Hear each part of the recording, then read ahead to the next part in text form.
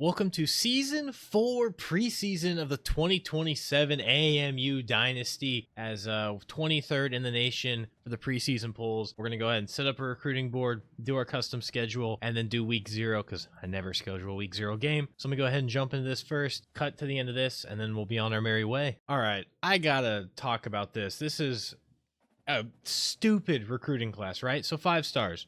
We're a 3-star program now. Obviously, we're preseason ranked 23rd. No 5 stars. Makes sense. You know, we're still getting up there. 4 stars.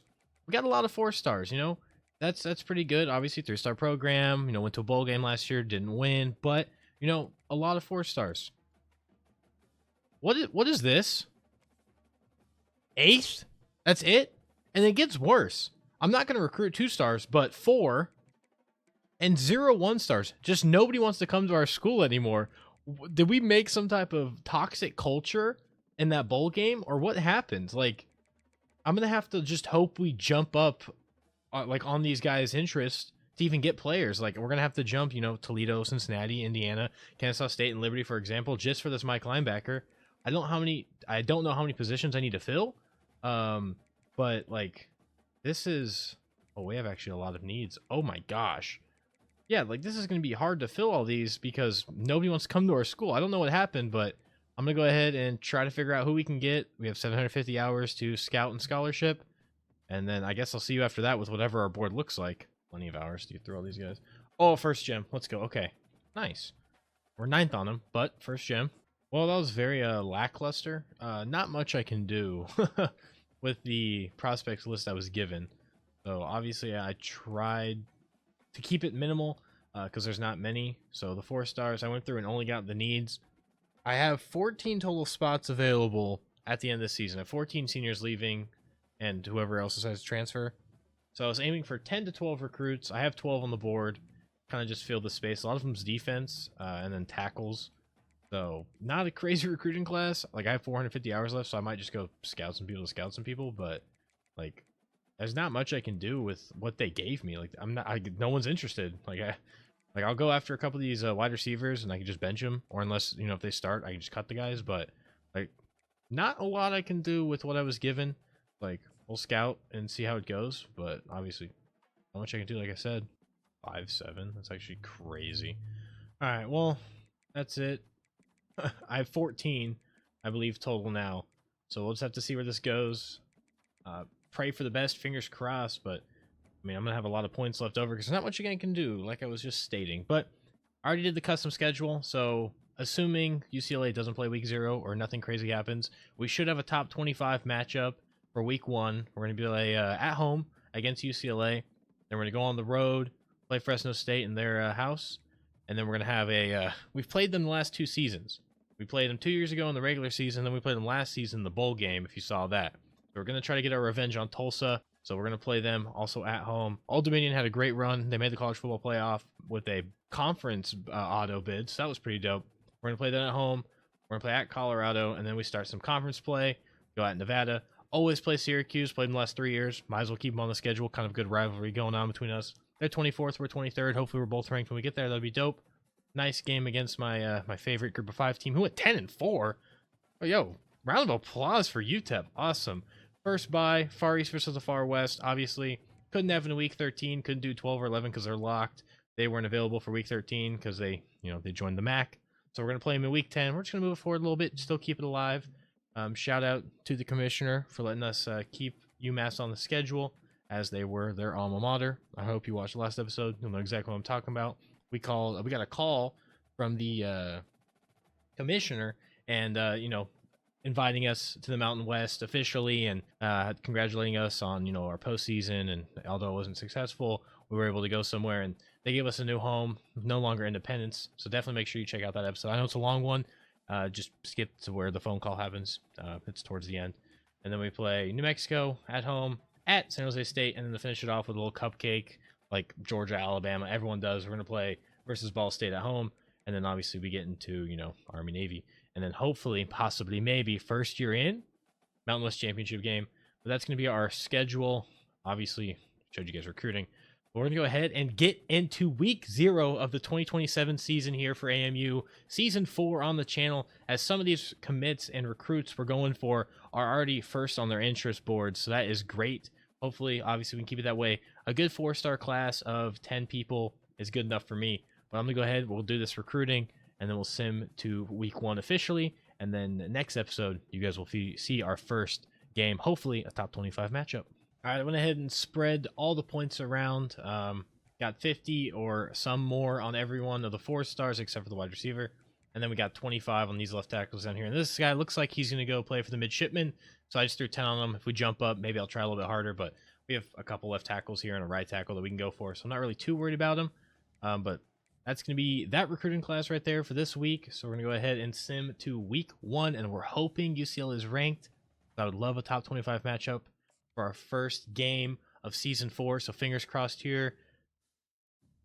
Who knows? Maybe we'll even get a commit by now. That'd be crazy. No, but we are first on a lot of people. 3rd for this left tackle, who that's not the midshipman guy, but 4th for the 4-star right tackle. But we did jump up a couple. We're just in competition with Virginia Tech, Alabama, and Maryland. So obviously, hopefully, we can get there. But they're all reaching their top 8 schools, so that's pretty good. And UCLA didn't have a week 0 game, so they are ranked. So AMU faces early challenge. No tune-up game here as Alaska takes on UCLA in a top 25 matchup to start the season. Exactly what I was looking for. Overalls, they're favored 1 in the defensive compartment. But, oh my gosh, 88 overall, 96 tackle. Wow. And there we are, 23rd, they're 21. I haven't even looked over our roster. I still need to redshirt some people. But let me go through recruiting. We'll look over the roster, redshirt some people. And then that'll be the end of this episode. Short, sweet, nice, and easy. Preseason, get out of the way. So the recruiting board is looking nice. We're first for mainly everyone. The people that we were like super far behind, we have jumped up a lot.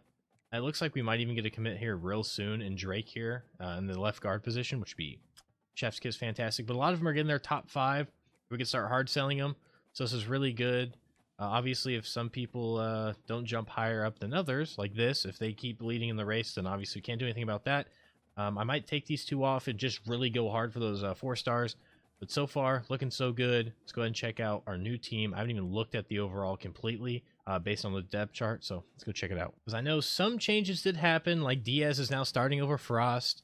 The red shirt season that Diaz had, boom, through the roof. 78 overall.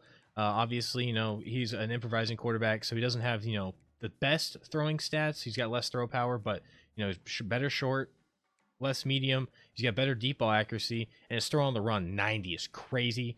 So hopefully we're gonna put the keys to here, Mr. Daniel Diaz, and he's gonna be in the driver's seat, and hopefully he can make some plays happen. And obviously Frost, always a good backup. If we need to step back and just throw the ball and not try to run too much, he's great there. And then Silver, who I also redshirted last year with Diaz, you know, doing great, 74. So we have plenty of good sophomore and freshman talent. Obviously, Mastrud is back here. You know, Silver Magician already playing great. So no, what am I'm looking for? No, oh my gosh, no deal breaker. So if I can redshirt him this year, which I'm probably going to, these 3, and then Frost is out the door in 2 seasons. You know, Diaz and Silver are fine for the #1 spot, and then Mastrud is just chilling back there, ready to take over whenever. Halfback, I already talked about LJ Young Jr. as he was a wide receiver. I moved, you know, 86 overall, great speed, 6'4" receiving back is crazy. Plays in front of Bergman, RIP Bergman. I thought this was going to be his year since Hardy left, and I know Hardy took a lot of his snaps, but 80 overall, backup still really good. And then obviously we got the new recruit. Nah, not so good. Milstead got jumped. Carlisle, oh my gosh, I love Carlisle. Our 86, 85 overall junior wide receiver. He's got bronze 50-50, and I believe that's bronze sure hands. Peaks still alive and moving well. We got more. We got Lively here. So top 4 wide receivers, and obviously Bell, 76, 76, 82, 83, 85. So receiving core looking chef's kiss, quite nice. Obviously, Siegel came in and took the spot from Stacy. You know, off-season training, he put in more work. So 76 overall to Stacy 73, both possession. So great 2 hands right there. Stacy played phenomenal last year. And sorry, O-line, we do not care about you that much. Left end is being held down by Dunbar McGee as, you know, left end junior, 84 overall. So our defense is tip-top solid. Obviously, 86 across the board. We got to be pretty decent. Decker's returning. Blue, and Bloom, I mushed both those together, are both returning. Gates is still there. O'Dwyer, who you heard a little bit of last year. Flowers, our senior star. Probably I should make him captain. He's there as well. Laney is back in action. And then some new faces. Alexander and Holland take the top spots for cornerback. Mills is still there. Godfrey as well. And then we have our freshman Clay down there. Stovall still kicking. Number 1 free safety. And then Clay, our new freshman, 73 overall, is our strong safety. And then we have our kicker, who is Lincoln III, as you may know. And then O'Connor is our punter. So pretty good. Bergman's still taking kick and punt returns. Obviously haven't gotten a return yet, but maybe he'll keep it going. But team's looking nice. I like it. I got to redshirt some people, and then I'll do the outro. And I will see you guys next time. I've said that like 3 times already, and he's up saying it. Let me go ahead and get through this. Wow. So I was just going through the roster and checking out the player development traits. And we have a couple stars, a couple impacts, which is great to see on some of our new freshmen. Our kicker here, Ricky Barnhart, is elite. 3-star. I'm going to redshirt him, obviously, because I already have a kicker in Lincoln III. So he's going to have a year to sit, and then he'll have a year to play behind. So this guy could be really good in a couple years. I wish I could redshirt him twice. I kind of wish Lincoln wasn't here, so I could have him start next year. But I think he's going to get a big overall boost coming this offseason. So that is very nice to see. Punter we don't have to worry about, obviously. But next week, got the top 25 matchup. We're playing at home against UCLA, so don't miss it. I'm going to get up out of here. I will see you all later. Goodbye.